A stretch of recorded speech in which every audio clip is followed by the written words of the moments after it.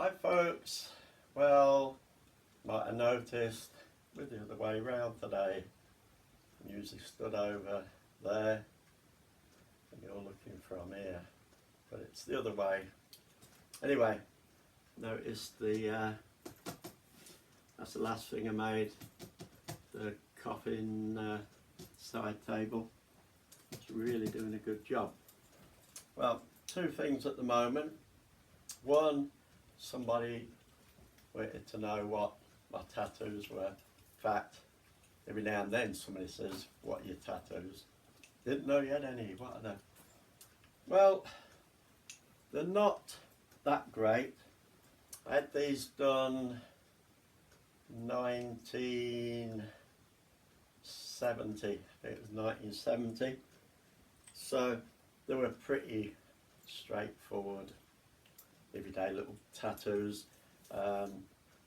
Stuff wasn't around like it is now. You can get some bloody fantastic tattoos now, and sleeves and for your legs, whatever, and they look really good. But what you'll see with some of these as well is that people say, oh, will they over time, will they fade, will they not? But they do. These were pretty bloody good tattoos at the time, and by a tattooist that was pretty well known and a good one for his time, 70s. But I'll show you what they are, give you an idea what they are. They're just little tiny one-off tattoos. Had some sort of meaning to me, I suppose. But it'll give you an idea, and you'll see how they lasted the test of time. So I'll just show you these. Right, this one, you see it's a woman, the face there, so it's like a two-faced woman or something. Now that wasn't put on for any reason like saying women are two-faced or anything. I just liked the picture at the time, so I had it on. The usual thing, mother. Now you see this one, you can see the test of time. Now that is actual eagle with its wings and its head coming that way, but now it's a blue blob really. You can't see all the different colours and it doesn't really stand out. I can sort of see it still, but it doesn't stand out really. This one was, or is, it's a love heart with a scroll, and in there is Barbara, which was my very first love. I'd be 15, nearly 16, and even after all these years, because she was in a girls' school, I was in a boys' school, we used to meet up for dancing, and we got to know each other, sort of fell for each other. But then at the end of school, I had to go home many miles away. But that young lad, the young 16-year-old lad, never stopped loving her. The older man moved on, but the young man still loves her. When I had this done, I knew it had put a woman's name in there, but I thought, I don't really care. That's my very first love, you know. So I thought, whatever. This one is an anchor with laurel leaves around there. Why did I have it done? I think I just liked it at the time, no particular reason. This side, again, you can't see it very well now. There's a rose and a little name there. But this rose covered up a tattoo that I'd done, which was bloody rubbish. But I always liked that rose. It was always a good tattoo.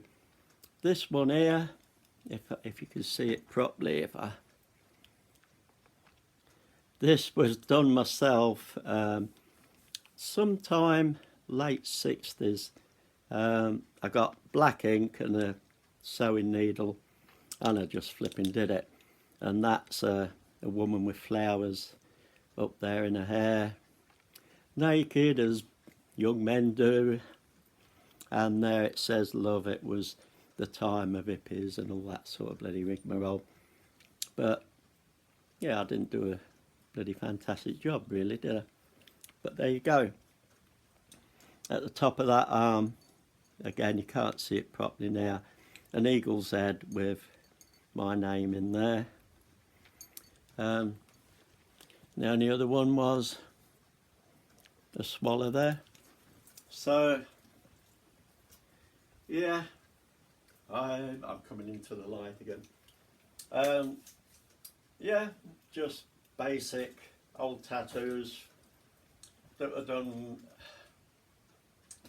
I think it was 1970. I just joined the army, and what do you do when you join the army? You go and have some flipping tattoos done. So yeah, there you go. That was it. The other bit, which is the main point of this video, is I thought I'd introduce you to some of my little mates, and I'm not obsessive, I just call them mates, but they're my little bits of taxidermy that's knocking around here.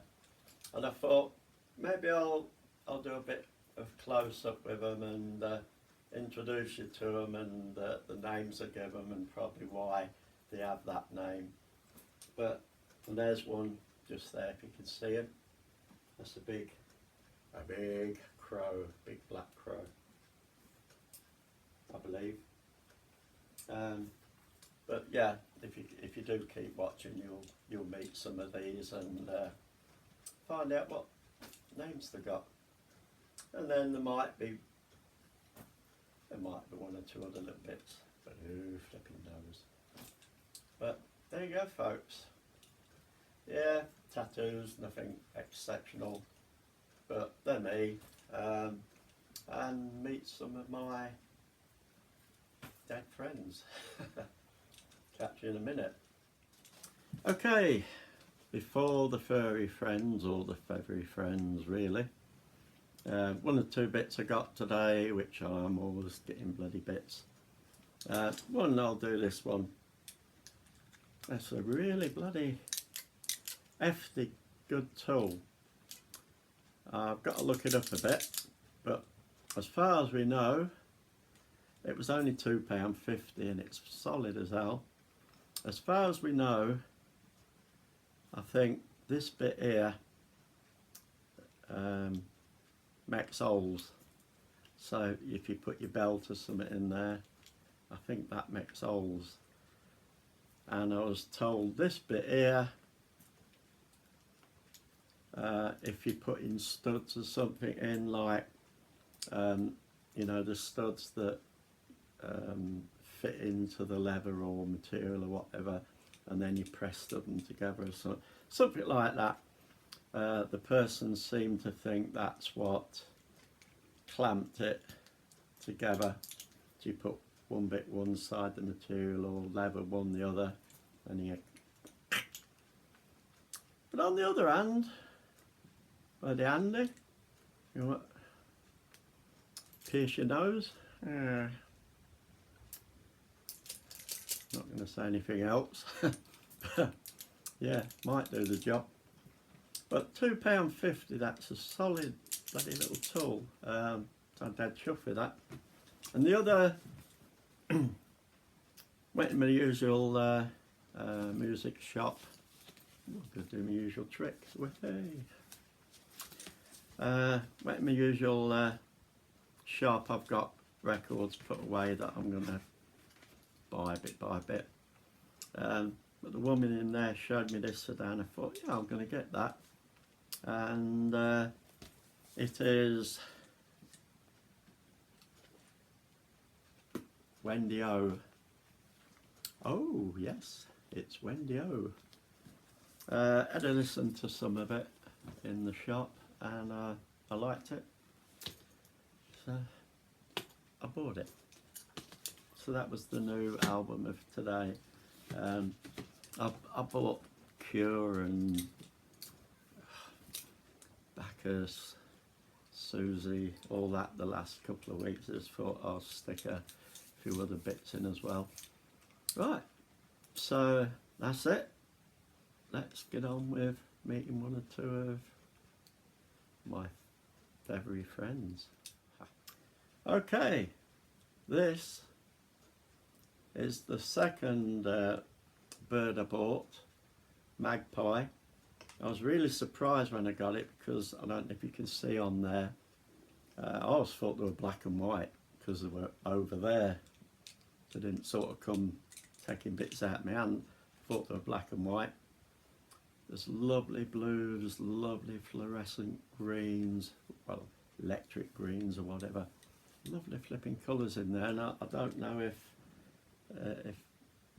that camera's going to pick them up. It's bloody gorgeous. So that's Lockie.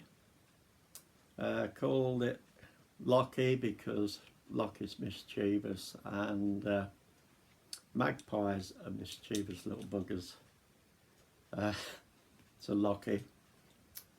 This here is my little fruit bat, and for eating bloody fruit it's got some sodding fangs, if you can see them. Don't know if you can see them. I wouldn't want them fangs sitting in the end of my bloody finger. And why the hell you want fangs like that to eat fruit is beyond me. I'm getting a bit worried about bloody vegetarians now. Vegetarian comes and says, "Can I nibble your neck? Let me have a look at your frickin' teeth." So Lockie, this one Shelley, named after Eric Draven's woman. Shelley. This little baby, it's a nice big one, isn't it? This is called Milan Fur. How did I come across this name? I've got a friend, Rebecca Hoskins, in America, sings, and she's got a goth side to her, a dark goth side, and I'd always have a joke with her, "Come, we've got to get you a goth name." So came up with a name for her, Milan Fur, which suits her really, really well. This one used to have a different name that I could never flipping remember. Somebody suggested it, and could I flipping remember it? And it didn't help at all. What's your name? Didn't really say anything. Anyway, so this is Milan Fur. Dark, mysterious Milan Fur. Sitting on a skull. I've no idea what the skull is. The magpie, the skull there is a little roebuck. This is sitting on a skull, and there is Ratty. Ratty, a few old bones, but yeah, Milan Fur. And this, my friends, meet Darkwing. Darkwing, the little black duck. Actually, this was given to me by my taxidermist. She put it in with something else. I bought one of the birds, and I had this little wood coffin, and it was a nice little place for a Darkwing to sit. It's a little goth duck. Don't bloody mess with him. You think those bloody crows are bad enough? Don't mess with Darkwing, because he can go quackers. And this, meet Velasco. Now, how did it get the name Velasco? Well, Velasco, I found out, was Basque for blackbird, big blackbird. So like raven, crow, whatever, big blackbird. So Velasco. So there he is. Look at that beak. You want that sort of tap in your head, don't you? So yeah, This, it's a skull, but of what? I don't know. It would be some sort of deer, I should imagine. Wasn't cheap. Wasn't cheap. Deer cheap. Velasco. Okay, you're going to have to go around with me now because these are ones that I can't just stick in my hands. This one's up on the wall, and this one, the name was given for me, and it's Morrigan, and it's not a very good light in here, so you can actually see it very well, but there you go, that's Morrigan. This was my very first piece of taxidermy, and it was made specially for me. Well, it wasn't killed especially for me. The taxidermist uses roadkill and that sort of thing. People find birds that have been hit by cars or whatever. But this one was done. She was going to do a crow for me, so I said, could you do it like the crow in the film? So the crow symbol with the wings out. She did it like that for me. So that one actually is called Eric. I was on the market one day and a bloke said, "Hey, got something for you," and he showed me this and its friend. It was £30 for the two, which I thought was pretty good because nobody else would have wanted them. Not quite sure what they were, so I sent a picture to the taxidermist, who said, well, they're foxes, but it's very bad taxidermy, and I think this is pretty old taxidermy. She said, one, they've lost the fur, and if you look, there's no fur. Looked like a mummified fox, and there's stuffing poking out the ear, so it's got a very hairy ear. But I looked at them and I thought, well, they can come home with me, and this one's called Loxy, and I call them my hounds from hell. And if you could, like I said as well, if you look at the ears, they're sort of curling over and everything. Pretty bad bit of taxidermy. Well, the one you just saw was Loxy, and this one's Foxy. And looking at Foxy, you can see just how bad the taxidermy is. It is pretty flipping, pretty rough. You can see why I call them the hounds from hell. But I love the little creatures. They're pretty nice, I think. Now I'm going to show you this sitting on top of my door, which is supposed to be a crow or a raven, and it's not real. That was an Halloween crow. I think it's got batteries in, and if I turned it on, its eyes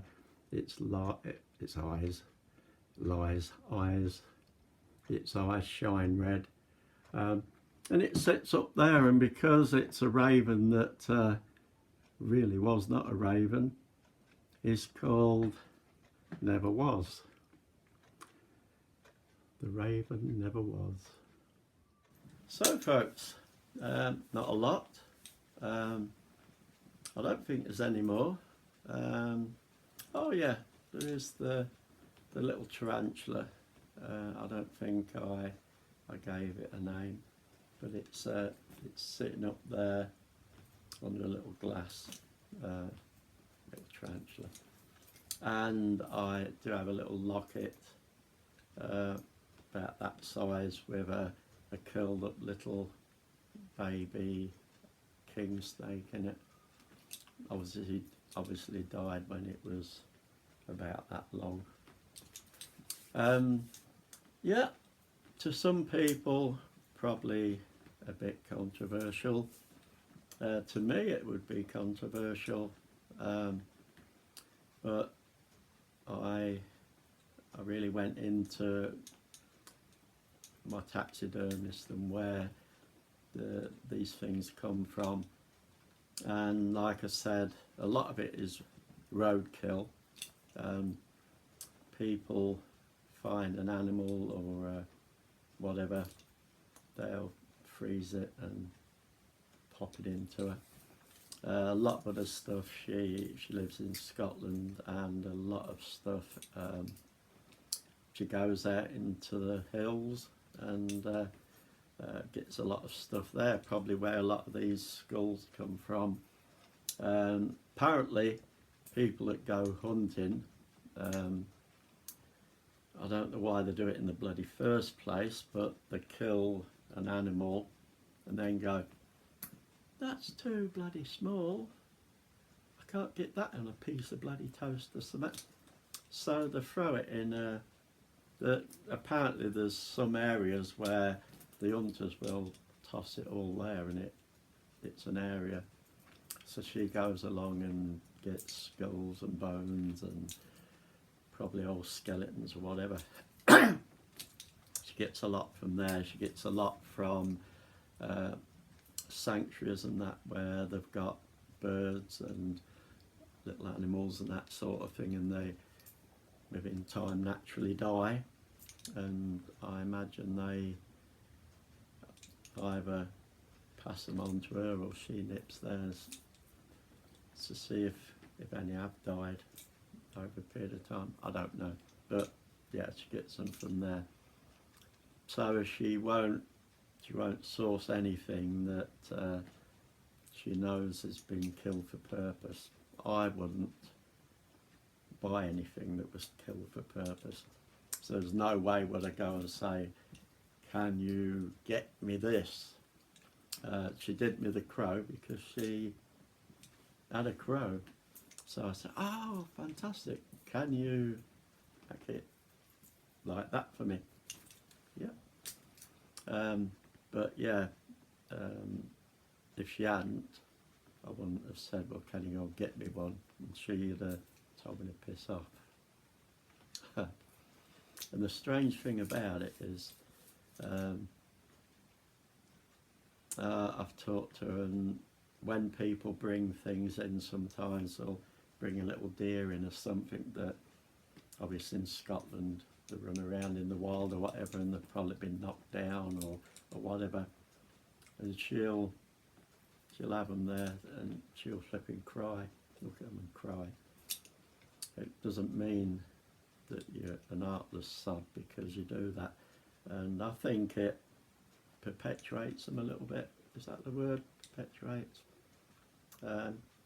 These people that collect these sort of things love them, and where you could have just picked them up and tossed them over in a field or in the ditch, or dug a bit of an hole and tossed them in, I think it gives them an elongated life. The little spirits are not here anymore, but the bodies are, and those of us that collect them love them. So I hope that's at least I would rather they were still alive and flitting around somewhere, but they're not, and there's nothing you can do about that really. But yeah, that's some of my, well, that is my feathery friends and hairless foxes of untold years. So, like I said, you like it or you don't, but there you go, folks. Bit of a gloomy one, I suppose, this time. But behave yourselves, don't do anything I wouldn't. Is that possible?